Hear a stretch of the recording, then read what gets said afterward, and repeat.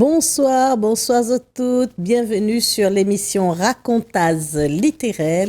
Ce soir, je suis heureuse de vous recevoir pour 20 minutes pour parler de livres.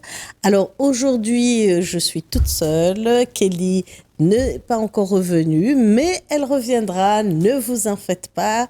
Elle sera bientôt là. Alors, aujourd'hui, je reçois Jocelyne Leblaise. Bonsoir, Jocelyne. Bonsoir, Kulsoum. Alors, Jocelyne, vous la connaissez. Elle était déjà venue plusieurs fois sur notre émission pour présenter Cagnard, parce qu'elle écrit aussi des nouvelles dans Cagnard. Notamment, en 2020, j'ai trouvé une nouvelle dans le Cagnard numéro 7, Course à la redoute, voilà. Et en 2021, le bal du gouverneur. En 2022, Timbré. Et le dernier où vous êtes passé sur notre émission avec Agnès Antoine, Errance. Voilà. Et en plus de ça, elle avait sorti aussi, c'est son deuxième roman, Un pont sur l'océan. Donc, originaire de Vendée, je vous rappelle un peu qui c'est. C'est une retraitée de l'éducation nationale. Elle a eu le déclic de l'écriture qui débute suite à la participation à l'atelier de l'association Lire et Faire Lire. Et en 2013-2018, elle participe aussi à l'atelier sur le patrimoine de Saint-Denis. C'est un gros œuvre. Et ensuite, vous apprenez, vous tombez amoureux de l'Italie, c'est ça? Vous apprenez l'italien et vous vous engagez auprès de l'association Ciao Réunion. Et vous participez à l'organisation du festival du film italien à La Réunion. Je peux dire quelques mots à ce sujet, justement, je vais faire un petit peu de publicité. Effectivement, donc, j'organise le festival du film italien qui a lieu tous les ans à Saint-Denis, à Château-Morange. Et cette année, donc, du 21 au 25 mai, aura lieu le 10e festival du film italien. Et le thème, c'est 10 années de cinéma italien pour notre 10e festival. Oh, 10 ans, ça passe vite, hein? Ça passe vite. Et en plus, alors, on a réussi à avoir un partenariat aussi avec l'Espace Le Comte de Lille, où on passera également un film le 12 juin. Oh, mais dis donc. Sans parler aussi d'une entrée au lycée Inglo pour les élèves des métiers du cinéma. Oui, on a un SAV... là-bas, d'ailleurs, on salue l'équipe de SAV de Jean Inglo. Donc... 2019, votre roman Des fenêtres sur l'océan, qui est finaliste du prix Métis des lecteurs. Donc là aussi, c'est une très belle histoire, cette histoire d'Angelo qui va sortir de la rivière Saint-Denis pour aller... non, pour l'instant, il reste à La Réunion. Il va rester à La Réunion. En fait, dans ce premier roman, oui, c'est vrai, c'est après. Je raconte surtout l'histoire des Piémontais qui sont venus percer les tunnels ferroviaires lors de la construction du chemin de fer à La Réunion en 1878. Et dans ce premier roman, donc, on est à la fin du 19e. Angelo est un jeune créole du bas de la rivière qui rencontre un des Piémontais qui est resté dans l'île. Et donc, il y a une relation de complicité affectueuse qui s'établit entre deux. Et donc, ce Antonio, le Piémontais qui est resté, va lui raconter l'histoire du chemin de fer, va lui raconter son histoire, l'histoire de ses Piémontais, et va lui donner envie de partir. C'est ce que j'avais retenu. Voilà.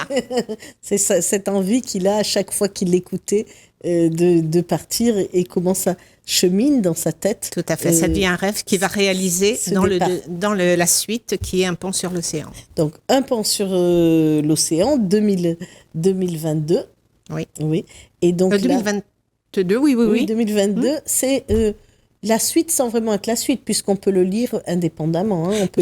Oui, j'ai fait en sorte qu'effectivement, le roman puisse être lu sans qu'on ait lu le premier, mais bon, il est quand même plus intéressant de rentrer dans l'histoire d'Angelo, dans son histoire pour pouvoir ensuite pénétrer dans ce pont sur l'océan. Oui, parce qu'on retrouve, on retrouve Angelo, on retrouve des personnages, puisqu'il fait toujours ce va-et-vient entre ce qu'il est en train de vivre, même quand il arrive à Marseille, sur la Joliette, quand il se rappelle, c'est toujours des retours sur des souvenirs de la Réunion. Il Oui. compare en fait. Voilà. En fait, c'est un roman sur l'exil, mais quand quelqu'un part, il part aussi avec tout son bagage affectif, toute son histoire personnelle. Et lorsqu'il est en milieu inconnu, où il n'a pas les repères culturels, où il n'a pas les codes, eh bien, il compare. Et puis, effectivement, il y a des souvenirs qui reviennent. Il y a évocation de ce qu'il a vécu. Donc, ça pénètre comme ça son histoire, enfin, son séjour à Marseille. Il y a des réminiscences, des souvenirs comme ça qui surgissent. Il compare, en fait, voilà, ça.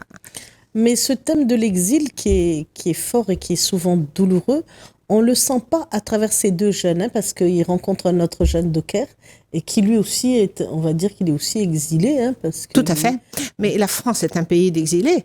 Quand on regarde bien, oui, on est au bout, à côté de l'océan. On est le résultat de tout un tas de gens qui sont passés, qui se sont arrêtés là.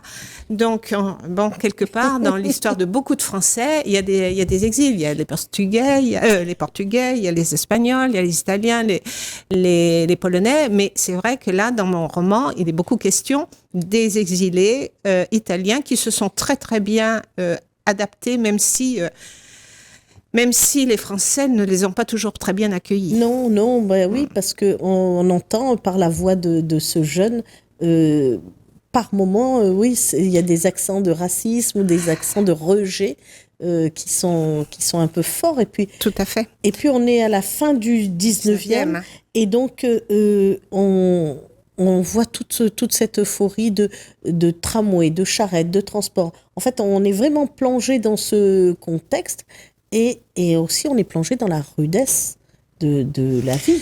Alors, c'est ce que va découvrir Angelo. Une autre forme de vie qui n'est pas du tout idyllique comme il pouvait l'imaginer, parce qu'à La Réunion, la vie était dure. Mais en métropole, dans les campagnes, dans les usines, dans le monde du travail, ce n'était pas facile non plus. Et il vit toute une série de découvertes qui sont aussi des chocs, parce il n'imaginait pas forcément ça. Et notamment, il va travailler dans une tuilerie, où il se rend compte que les conditions de travail dans la tuilerie sont difficiles dans la mesure où il y a des notions qu'il n'avait pas du tout à La Réunion, qui sont les notions de rentabilité, de productivité, oui, de cadence. Et voilà, il rentre dans cette certaine forme de violence, de la violence du monde du travail. Il découvre aussi ce qu'il ne... En fait, c'est une explosion de découvertes pour lui, parce qu'il découvre aussi la notion de grève, de conflits sociaux, de syndicats qu'il ne connaissait pas à La Réunion. Et c'est la fin du 19e en France est une période d'abord de difficultés, de crise économique, et où il y a ce qu'il faut dire, c'est qu'à Marseille, 18% de la population est italienne. À ce moment-là, oui. À ce moment-là, oui. Donc, majoritairement des Piémontais, puisque le Piémont est tout près. La frontière. Et donc, ce sont les émigrés de l'époque qui sont payés moins cher. C'est pour ça qu'on les embauche en priorité. Et en période de crise économique, comme nous vivons actuellement, eh bien, il y a du racisme. Ils prennent le pain, ils mangent le pain des Français. Et donc, il y a un racisme anti-italien qui est vraiment fort. D'où, d'ailleurs, il va y avoir... les massacres d'Aigues-Mortes, dont je parle un petit peu, parce que j'ai trouvé que c'était quand même quelque chose qui était méconnu, qui avait été quand même un choc.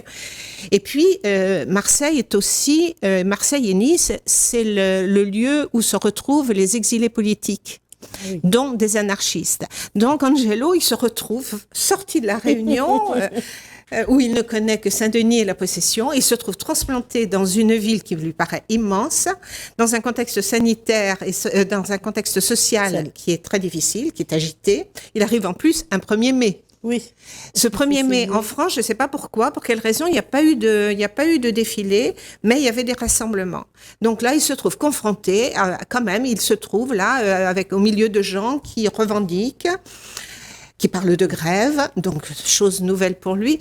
On peut imaginer le choc qu'il a vécu, ce jeune qui a 18 ans et voilà, qui arrive dans un monde qui n'est pas du tout le sien. Oui. Et même Mignot n'arrive pas à lui expliquer tout non plus, parce qu'il y a des choses qu'il maîtrise, et puis il y a des choses qu'il maîtrise moins, puisqu'il le renvoie des fois à d'autres. Il lui dit, viens, je vais te présenter quelqu'un d'autre pour t'expliquer. Et donc, Angelo, il ne perd pas de vue quand même malgré tout ça, où on a l'impression qu'à un moment, ça s'éparpille un peu partout, parce qu'il est en train de regarder partout, de s'intéresser. Le lecteur aussi, avec lui aussi, on suit ces nouveautés qu'on ne connaît pas ou qu'on ne maîtrise pas toujours, mais il ne perd pas de vue son but, son rêve. Alors en fait, son rêve, c'est d'aller étudier dans une école professionnelle du bâtiment dans le Piémont, alors qu'il se trouve dans la région de Biella Campiglia-Ciervo. Mais auparavant, il a quelque chose à faire, c'est qu'il veut aller dans les villages des Piémontais qui sont venus percer les tunnels, parce que ces hommes ont été des repères pour lui. Et donc, il va effectivement aller dans le Canavese, la région de ces mineurs piémontais. Et puis, son but, effectivement, il ne le perd pas, parce que il le chérit depuis tout un moment, là. Donc, il va aller étudier à l'école de Campiglia-Ciervo. Et donc, pour devenir chef de chantier. Ah ouais.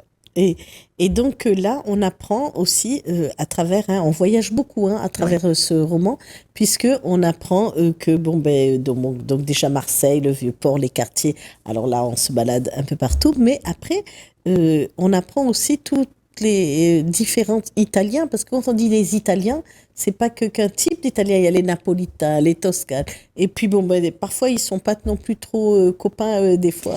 Alors l'unité italienne, elle s'est faite tardivement. Elle s'est faite en 1862. Donc avant, il y avait des républiques, des royaumes, des États qui étaient complètement indépendants avec leur langue. Donc la langue italienne s'est construite. En fait, elle s'est répandue avec Mussolini, il faut le dire.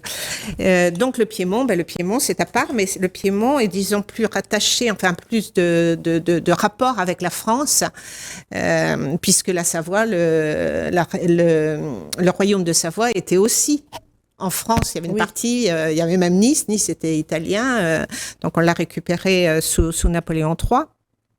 Donc il y avait ce rapport particulier un petit peu entre le Piémont et la France, parce qu'on passait plus facilement d'un pays à un autre.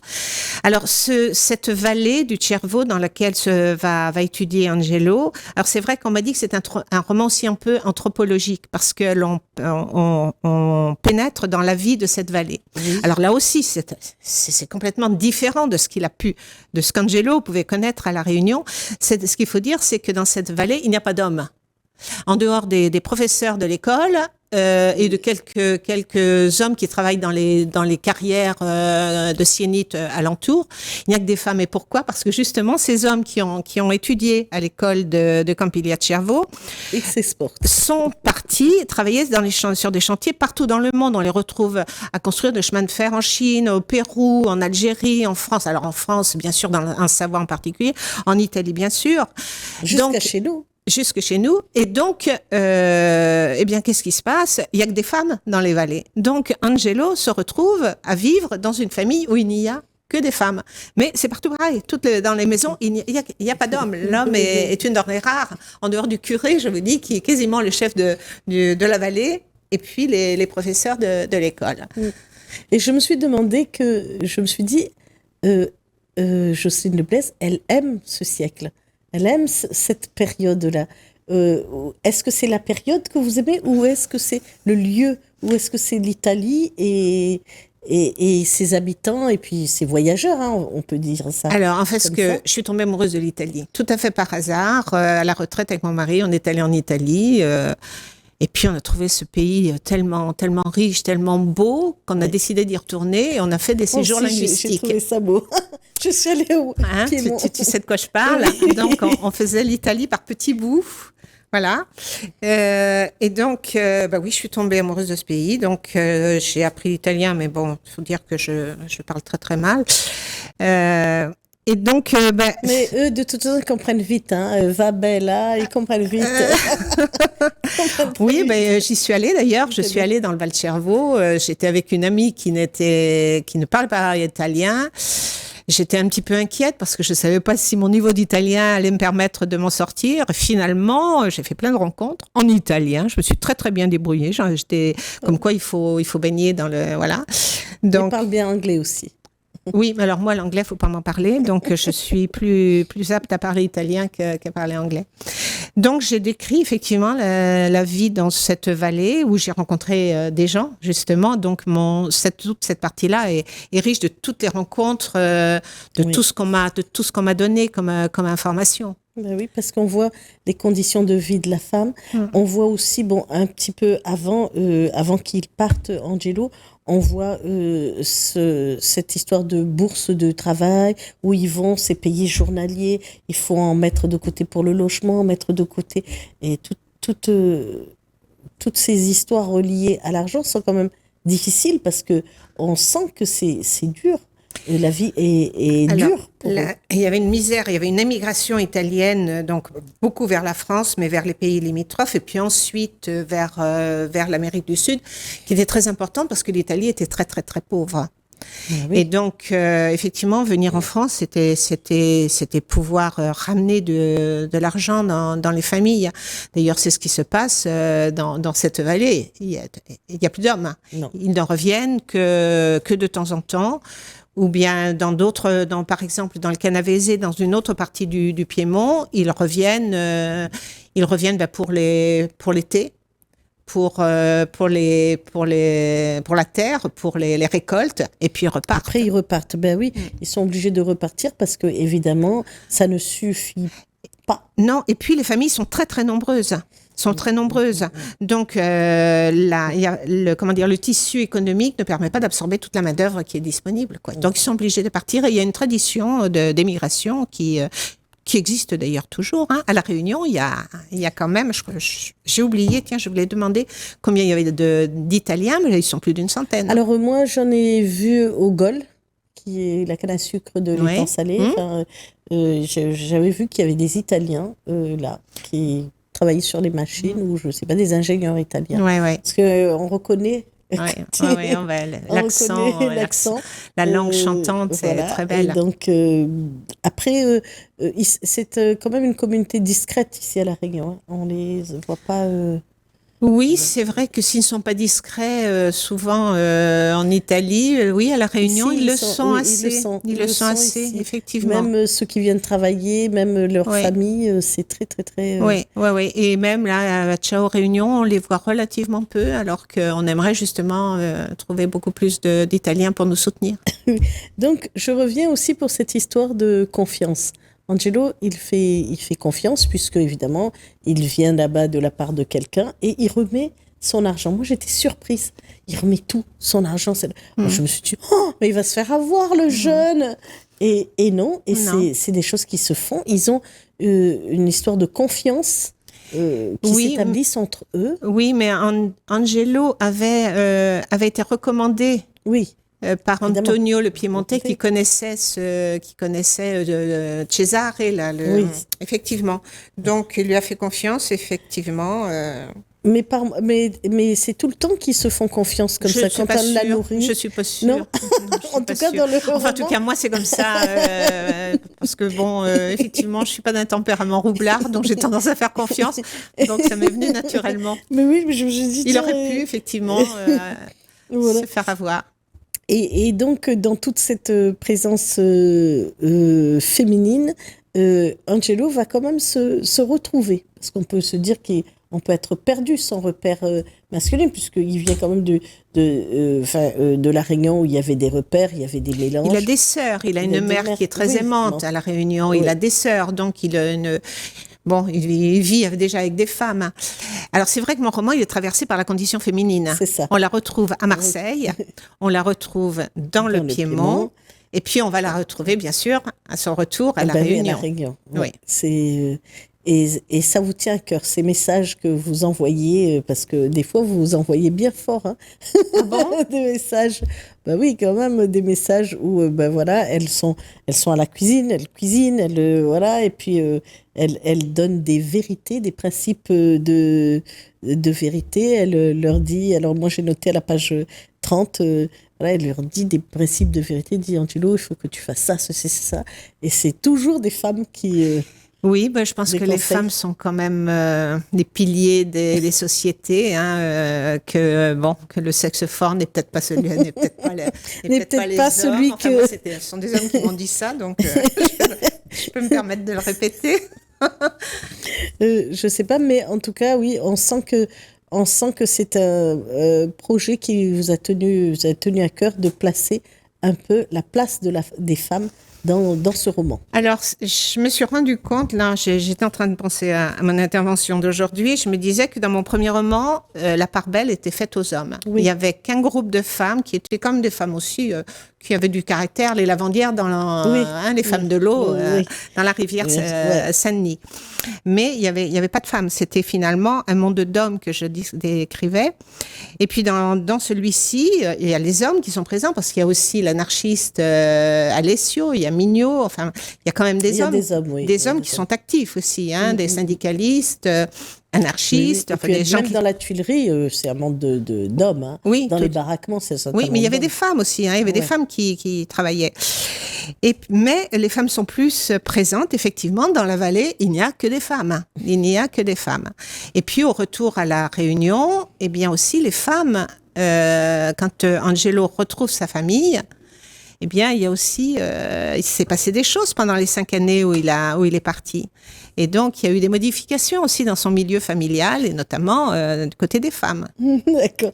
Donc, on vous a demandé d'emmener un objet, je ne sais pas si vous avez à emmener. Non. Parce qu'il nous reste une petite minute pour conclure. Alors moi, je pensais à cet objet que je n'ai pas amené, donc je vais le décrire. C'est un encrier en faïence, la faïence plutôt bretonne, qui appartenait à mon grand-père et que j'aimais beaucoup. D'abord, c'est un objet qui a un siècle, plus d'un siècle maintenant. Et puis, c'est un encrier, c'est là où on trempe la plume pour écrire. Ah oui. Donc, on en est toujours... On revient toujours à l'écriture. On revient à l'écriture. Merci Jocelyne Leblaise d'être venue sur notre plateau, partager ce petit moment d'italien, ce petit moment. Et puis nous espérons vous retrouver bientôt. Au revoir. Au revoir.